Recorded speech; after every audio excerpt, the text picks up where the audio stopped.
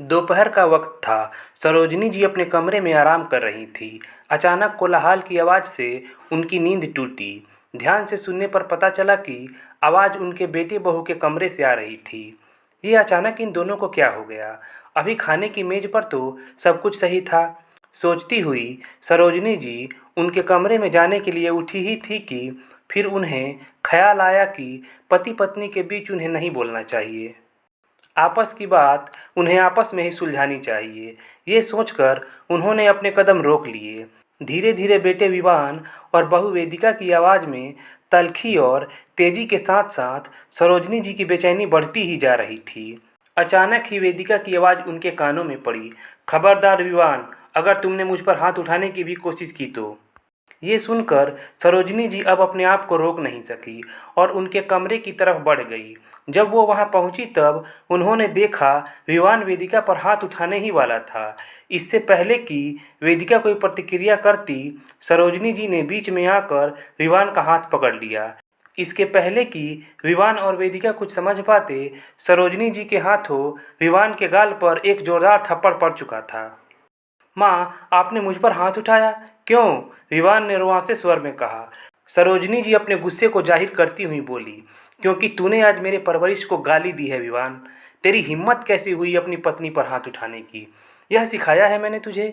पर माँ, आपको पूरी बात मालूम नहीं है। आप सुन तो लीजिए क्या हुआ है। विवान ने गुस्से से वेदिका की ओर देखते हुए कहा।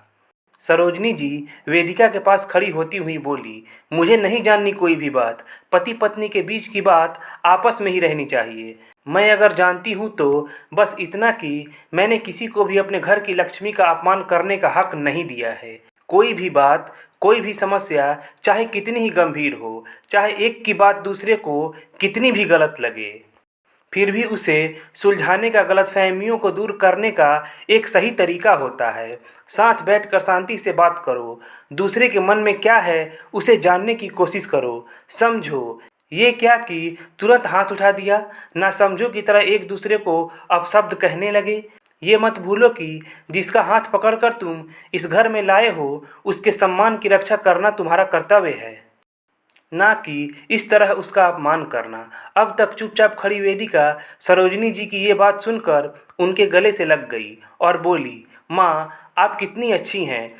मैं तो सोच रही थी कि सभी माँओं की तरह आप भी बिना कुछ समझे जाने अपने बेटे का ही पक्ष लेंगी। मैं किसी का पक्ष नहीं ले रही बेटी, मैं बस सही के पक्ष में हूँ। अगर तुम मेरे सामने गलत करोगी तो मैं तुम्हें भी डांटूंगी। मैं बस इतना जानती हूँ कि अगर स्वयं एक स्त्री होकर भी मैं दूसरी स्त्री के सम्मान को अपने सामने कुचले जाते हुए देखती रहूँ तो लानत है मेरे अस्तित्व पर, फिर चाहे उस सम्मान को कुचलने वाला मेरा अपना बेटा ही क्यों ना हो। सरोजनी जी ने वेदिका के सिर पर हाथ रखते हुए कहा। अपनी माँ की बातें सुनकर विवान को अब अपनी हरकत पर शर्मिंदगी महसूस हो रही थी।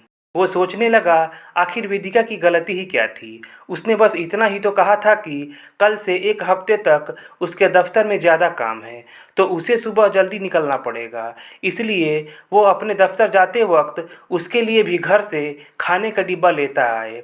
और इतनी सी बात को उसने ईगो इशू बना लिया, जबकि वो भूल गया था कि महंगाई और बढ़ते खर्चे का हवाला देकर उसने ही तो वेदिका को ये नौकरी करने के लिए कहा था। वो ये भी भूल गया कि उसके पापा हमेशा ही किस तरह घर से लेकर बाहर के कामों में भी बेहिचक उसकी माँ का हाथ बटाते हैं। गलती का एहसास होते ही विवान ने बिना किसी देरी के वेदिका से माफ़ी मांगते हुए कहा, वेदिका, हो सके तो मुझे माफ़ कर देना। आगे से मैं ऐसी बेवकूफ़ी वाली हरकत कभी नहीं करूँगा। वेदिका बोली, मुझे भी माफ़ कर दो। मैंने भी गुस्से में ना जाने तुमसे क्या कुछ कह दिया।